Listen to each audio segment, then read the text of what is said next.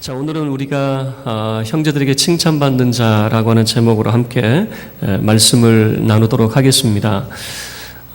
지금 바울이 2차 선교를 하고 있는데 이 바울의 발걸음이 어떨까? 이 바울의 발걸음이 무거운 걸음일까? 아니면 가벼운 걸음일까? 좀 생각을 좀 해봤어요. 아이들 한번 생각을 해보세요. 아이들 평소에 학교 가라고 깨우면 징글징글합니다. 자기 전에는요 몇 시에 깨워달라. 그러면 꼭 일어나겠다고 이야기해요. 깨우면 일어납니까? 5분만 더. 그러다가 실갱이를 이제 버리죠. 그렇게 학교 가라고 그러면은 이제 안 가려고 그냥 이불 속에서 그냥 이불만 똘똘 말고 창문 다 열고 이렇게 춥게 해도 뭐 음악을 막 크게 틀고 그래도 뭐 상관이 없어요. 그냥 그런데 희한한 건 뭐냐면 소풍 가는 날, 수학여행 가는 날은요. 이거는 일어나지 말라고 뭐 말도 안 해도 알아서 일어나야죠. 6시부터 일어나가지고 뭘 후다닥 하고 있어요. 뭐 하냐 그러면 이제 소풍 가려고 벌써부터 일어나가지고 준비를 하는 거죠. 왜 그럴까 한번 생각을 해보셔요. 여러분, 사람이 뭔가 자기가 하고 싶은 건 그런 기대가 있고 목적이 있으면 누가 깨우지 않아도 벌떡 일어나게 되고 또 미리 준비하게 되죠. 그런데 하기 싫은 거 하라고 하니 그 발걸음이 무거울 수밖에 없는 것 아니겠습니까? 직장인들도 마찬가지죠. 월급날 되면 어떨 것 같아요? 발걸음이 얼마나 가볍습니까? 그날은 하루 직장이 끝나면은 하루 친구들하고 또 놀 수 있는 그런 날이잖아요. 그날도 며칠 못 간다면서요. 또 은행 결제일 날 카드값 결제 날 돌아오면 또 다시 빚쟁이가 된다면서요. 그리고 또 힘겨운 출퇴근 만원 버스에서 아니면 정말 이 지하철에서 콩나물 시루가 돼가지고 그렇게 또 힘겹게 또 한 달을 지내게 되죠. 사람의 마음을 발걸음을 가볍게 할 때가 있고 무겁게 할 때가 있는데 2차 선교 여행의 바울의 발걸음은 어떠했을까 생각을 해보면 무척 가벼운 발걸음이었을 것이다 라고 하는 것을 생각해 볼 수가 있어요. 왜 그러냐면 5절 말씀을 보면 그의 2차 선교 사역이 얼마나 참 성공적인 그런 사역이었는지 아마 뛸 듯이 기쁜 그런 발걸음이었을 겁니다. 5절을 이렇게 이야기하죠.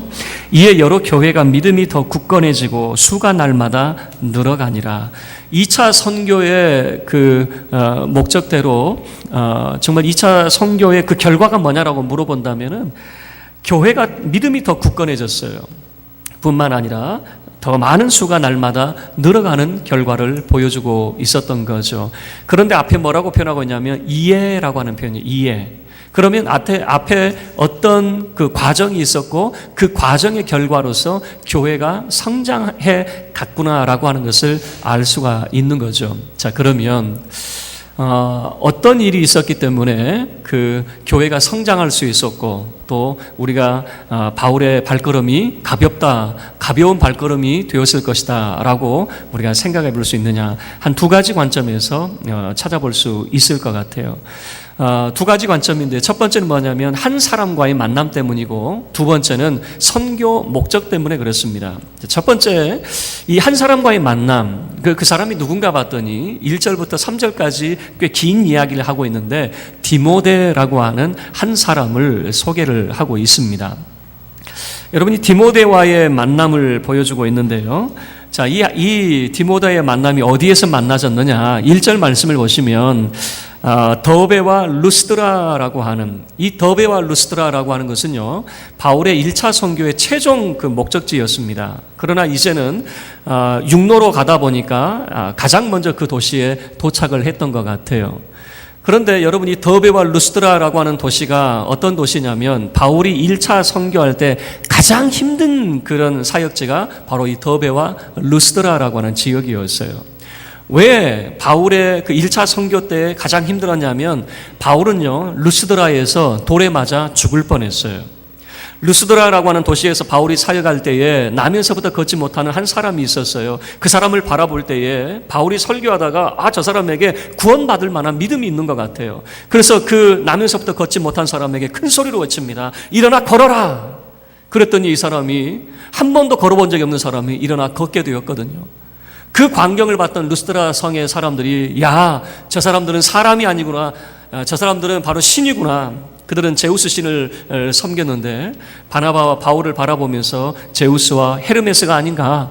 그렇게 신들이 인간의 형상을 입고 온 것이 아니냐. 그렇게 추앙을 했었거든요.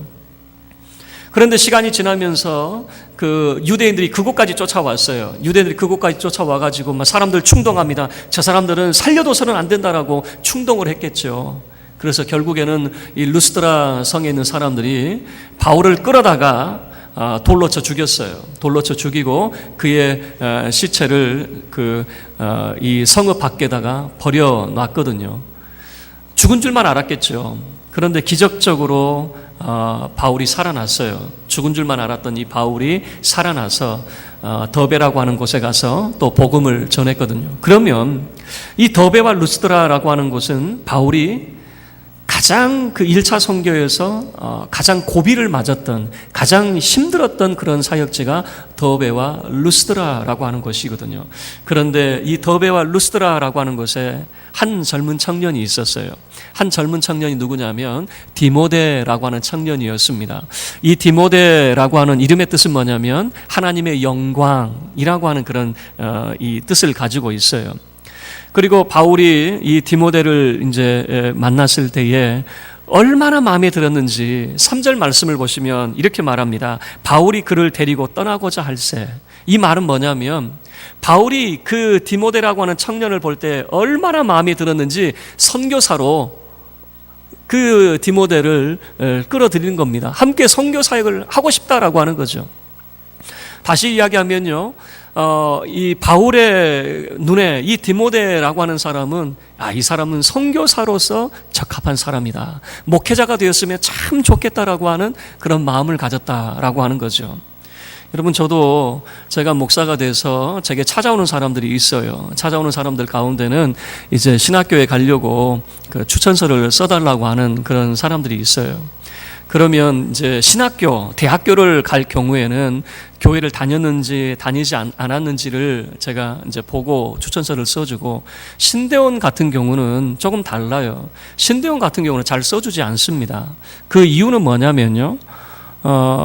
여러분, 신대원이라고 하는 것은 결국에는 목회자 과정을 이제 거치게 되는데, 여러분, 목회자가 되려고 한다면 그의 그런 인성이라든가 또는 그의 성품이라든가 또 성실함 뭐 이런 것들이 다 종합적으로 그 사람에 대한 평가가 있어야 되잖아요. 추천서는 뭐냐면 이 사람은 목회자로 합당한 사람입니다 라고 제가 추천을 해주는 거니까. 그런데 제가 볼 때에 말도 안 되는 사람이 있어요. 이 사람은 목회자가 되면 안 될 만한 사람도 있는 거예요. 그런 사람이 추천서를 못 써주겠는 거예요. 어떤 사람이냐면은 이런 겁니다. 20대 후반에 우리가 대학교를 나와가지고 직장에 가야 되잖아요. 근데 직장이 안 잡혀요. 직장이 안 잡히니까 한다는 게 뭐냐면 이건 하나님이 나보고 신학교 가라는 것인가 보다. 그런 식으로 도피처 정도로 신학교를 가는 친구들이 있어요. 그런 친구들은 거의 대부분 목회를 못 합니다. 왜냐하면 신학교를 그런 도피처로 생각한 사람들은 결국에는 목회지도 안 나와요. 그래서 20대 후반에 해야 될 그 고민들이 40대 중반에 그 고민들이 다시 하게 되어 있어요. 그래서 제가 만류합니다. 그런 친구는. 또 어떤 친구가 있냐면 인성이 조금 덜 된 친구가 있어요. 인성이 덜 되고 또 성실함이 좀 떨어진 친구들이 있어요. 어떤 일을 맡겨보면요, 책임감을 가지고 끝까지 그것을 완수하는 사람이 있는가 하면 어떤 친구는 하다가 막 말아버려요. 하다가 다 포기하면, 여러분, 그런 친구들을 추천해주기는 힘들거든요. 그러면 제가 조언을 해줍니다. 너는 다른 일을 좀 해봐라. 굳이 목회를 하려고 하지 말고, 목회를 하려고 하면 그런 소명의식이 있어야 되고, 그리고 어려운 길을 가려고 하면 정말 네가 하나님만을 바라봐야 되는데 그런 것 같지도 않으니까 한번 다른 길을 좀 택해봐라. 그런 경우가 있어요. 그런데 반면에 또 이런 경우도 있습니다. 저 친구는 신학을 했으면 좋겠다. 정말 신학을 해서 정말 목회자가 돼서 좀 교회를 이끌어가는 그런 삶을 살았으면 좋겠다. 그런 마음이 드는 친구들이 있어요. 바울의 입장에서 이 디모데를 바라볼 때에 그런 생각이 든 거죠. 아, 이 친구는 목회하면 참 좋겠다. 이 친구는 선교사 역을 하면 참 좋겠다.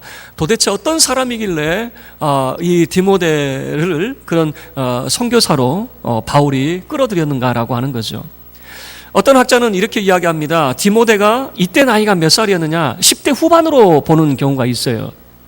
그러니까 18살 정도로 보는 경우도 있거든요. 왜냐하면 디모데서를 보면 바울이 디모데에게 조언하는 거 뭐냐면 디모데가 이런 표현을 썼던 것 같아요.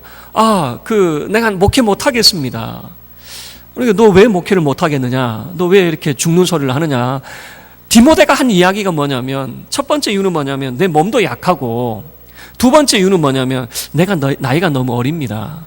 나이가 어리니까 어떻습니까? 사람들이 나이도 어린 것이 그러니까 자기도 아마 주눅이 들었던 것 같아요. 그래서 목회 사역을 하면서 병도 있고 또 나이도 어리고 그래서 나 목회 못할 것 같습니다. 그럴 때 바울이 디모데에게 편지를 써줘서 나 그런 거 신경 쓰지 말고 네가 안수 받을 때 네가 서약했던 것만을 기억해라 라고 그렇게 조언을 해주거든요.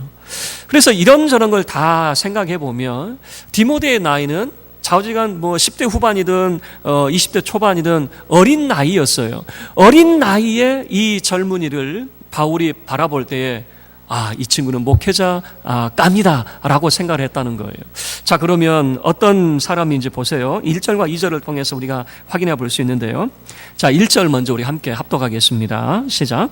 바울이 더베와 르스드라에도 이름에 거기 디모데라 하는 제자가 있으니 그 어머니는 믿는 유대 여자요 아버지는 헬라인이라. 자, 첫 번째 뭐라고 표현하고 있냐면 디모데라 하는 제자가 있으니라고 하는 표현을 쓰고 있죠. 여러분, 제자라고 하는 것은 이런 겁니다. 조금 다른 모습이에요. 일반 성도하고 제자라고 하는 것은 조금 다른 그 뉘앙스를 가지고 있는데요. 제자라고 하는 것은 뭐냐면 예수 그리스도를 위해서 그의 삶을 온전히 헌신한 사람을 제자라고 하는 표현을 씁니다. 다시 이야기하면 어린 나이임에도 불구하고 그는 예수 그리스도를 위해서 그의 생애를 헌신한 그런 삶을 살고 있었다라고 하는 것을 보여주고 있는 거죠. 제가 고등학교 때 수요 예배를 참여를 했어요. 그랬더니 어른들이 저를 이상한 눈으로 쳐다보더라고요. 이상한 눈으로 쳐다보면서 너 학교 안 가? 그러더라고요. 아니, 학교 다녀왔지. 여러분 수요 저녁 예배에 나왔으면 학교 다녀온 거지 그게 학교 안 간 거겠습니까? 근데 저보고 그러는 거예요. 너 학교 안 가? 왜 그런 생각을 했을까요? 수요 예배에 고등학생이 나온 경우가 없었기 때문이겠죠. 그래서 제가 나가니까 너 학교 안 가니? 이런 이야기를 하더라고요. 근데 저는 무슨 생각을 했냐면 저는 어린 마음에도 아마 목회자 깜이었나 봐요. 믿거나 말거나. 저는 어린 마음에도 헌금을 드리면 그때 돈이 있습니까? 돈도 없죠. 그러면은 사실 그런 마음들을 가졌어요. 누가 가르쳐 준 것도 아닌데 헌금을 드리면은 때로는요 그 작은 그 동전 몇 푼 넣으면서도 그런 마음으로 드렸어요. 하나님, 적은 돈이지만 돈만 들어가는 것이 아니라 제가 들어갑니다. 제가 헌금을 드릴 때 항상 그런 마음이었던 것 같아요. 하나님, 제가 들어가니까 저를 받아주세요. 그런 마음으로 이 헌금도 하고 그랬거든요. 그렇다고 해서 제가 많은 돈을 했겠습니까? 그때 해봐야 제 어렸을 때는 500원, 1000원 하면 많은 헌금이었거든요. 그런데 마음은 그런 마음이었어요. 하나님, 저를 드리니 저를 받아주세요 라고 하는 그런 마음이었던 것 같아요. 이 제자의 삶이라고 하는 거예요. 여러분, 이게 성인이 돼서 제자의 삶이 아니라 이미 어려서부터 제자의 삶을 살았어요. 그런데 어려서부터 제자의 삶을 살았는데 자, 그의 부모, 그의 가정 환경을 보니까 보이는 겁니다. 그의 가정 환경이 어떻게 보이냐면 그 어머니는 믿는 유대 여자요 아버지는 헬라인이라.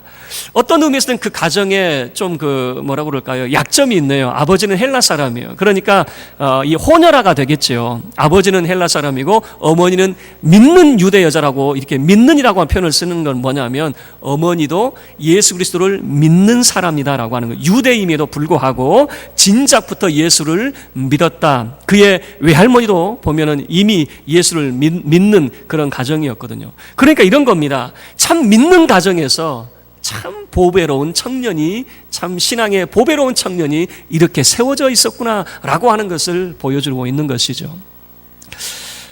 제가 이 청년 때에 이제 제가 섬겼던 교회는 중고청 연합으로 이렇게 수련을 갔어요.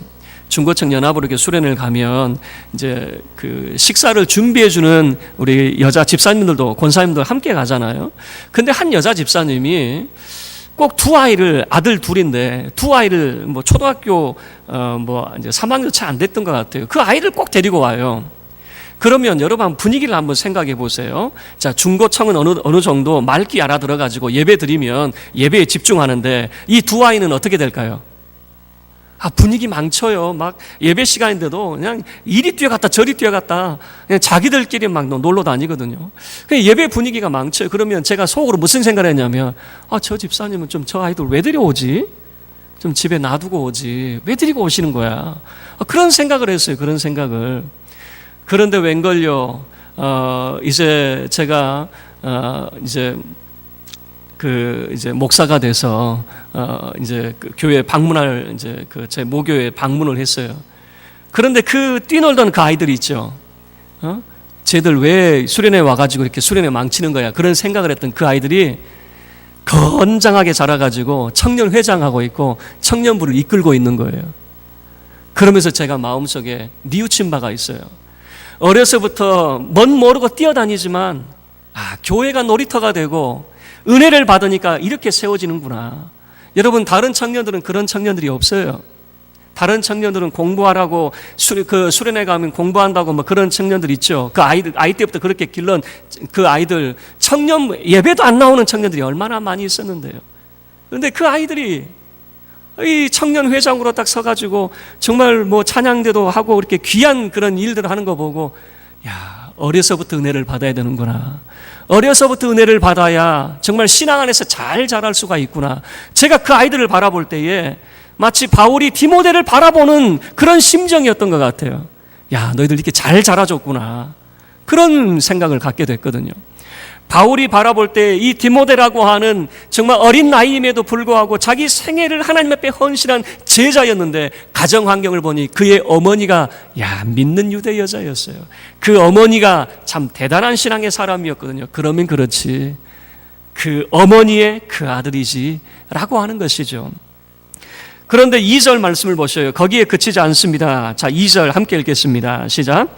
디모데는 루스드라와 이고니온에 있는 형제들에게 칭찬받는 자니 어린 나이임에도 불구하고 많은 사람들에게 칭찬을 받는다라고 하는 겁니다. 여러분 신약 성경에서 그 일꾼을 세우는 기준이 있어요. 여러분 잘 아는 대로 믿음과 지혜와 성령이 충만한 사람이죠. 그러나 사도들이 그들에게 원했던 건 뭐냐면 칭찬받는 사람들이라고 하네. 칭찬받는 사람들. 너희들 형제들 가운데 칭찬받는 사람들을 우리에게 추천해줘라 라고 제안을 하거든요. 이 말은 뭐냐면 가장 기본적으로 믿음이 있어야 되겠죠. 지혜도 있어야 되겠죠. 믿음만 있고 사리 분별력이 없으면 안 되잖아요. 그 일을 감당할 수 있는 그런 사리 분별력, 그런 능력도 갖춰야 되니까 지혜도 있어야 돼요. 또 성령 충만해야 돼요. 사람의 힘으로 감당하는 것이 아니라 하나님의 은혜로 감당해야 되니까 성령도 충만해야 돼요. 이런 신앙적인 이유뿐만 아니라 칭찬받는 자라고 하는, 다시 이야기하면은 그 형제들에게 칭찬받는 그 조건이 따르는데 그의 인품, 그의 성품도 다른 사람들에게 인정을 받아야 된다라고 하는 거예요. 실력만 인정받는 것이 아니라 그의 인격도 인정을 받아야 된다라고 하는 거죠. 그래서 이 디모데가 그 지역 사회에서 칭찬을 받는 자라고 하는 것은 그의 인품과 그의 성품이 어떠했느냐, 얼마나 성실한 사람이었는가라고 하는 것을 알 수가 있는 거죠. 그 지역에서 인정받는 그런 사람이었어요. 그러니 이 디모데라고 하는 사람을 여러분 3절 말씀을 보면 데려가고 싶은 거예요. 그 젊은 청년, 우리가 볼 때는 뭘 알지도 못하는 이런 청년을 데려다가 뭐 하려고 데려갑니까? 그러는데 아니요, 충분한 거예요. 이런 청년이면은 정말 복음 사역을 위해서 귀하게 쓰임 받겠다라고 하는 그 바울의 마음이 있었던 거죠. 첫 번째, 이 교회가 성장할 수 있었던 그 첫 번째 이유가 바로 이 디모데라고 하는 한 사람과의 만남이었어요. 두 번째 이유는 바로 이 선교 목적이라고 했는데, 여러분 4절 말씀을 보시면요. 자, 4절 우리 함께 합독하겠습니다. 시작. 여러 성으로 다녀갈 때에 예루살렘에 있는 사도와 장로들이 작정한 규례를 그들에게 주어 지키게 하니. 자, 바울이 2차 선교를 할 때에 무엇을 각 성에 전해줬냐면은 예루살렘에서 정한 규례, 그러니까 예루살렘 회의에서 정한 그 내용들을 전달해 주었다라고 하는 겁니다. 자, 왜 이것을 전달해 주어야만 되냐면 우리는 2차 선교의 첫 번째 목적에 대해서는 잘 알고 있어요. 바울이 바나바에게 제안을 하죠. 제안하는 내용이 뭡니까? 15장 36절 말씀에 우리가 세운 그 교회들, 복음을 전한 그 교회들에 한번 방문해 봅시다. 우리 형제들이 어떻게 지내는지 방문해 보자라고 하는 그 이유가 있었지만 두 번째 목적도 있었던 거예요.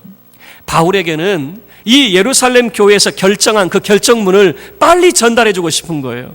왜 그러냐면 모든 교회들마다 그런 어려움들이 있었거든요. 바울이 복음을 전한 교회들마다 유대인들만 있는 것이 아니라 유대인들과 이방 사람들이 섞여 있었어요. 유대인들과 이방 사람들이 섞여 있다 보니까 이 사람들이 서로 으르렁거리는 겁니다. 특히 유대인들은 예수를 믿어도 자기식으로 이제 예수를 믿게 되는 거죠. 어려서부터 그들은 뼛속에서부터 배운 것들이 있어요. 전통이 있고 습관이 있어요.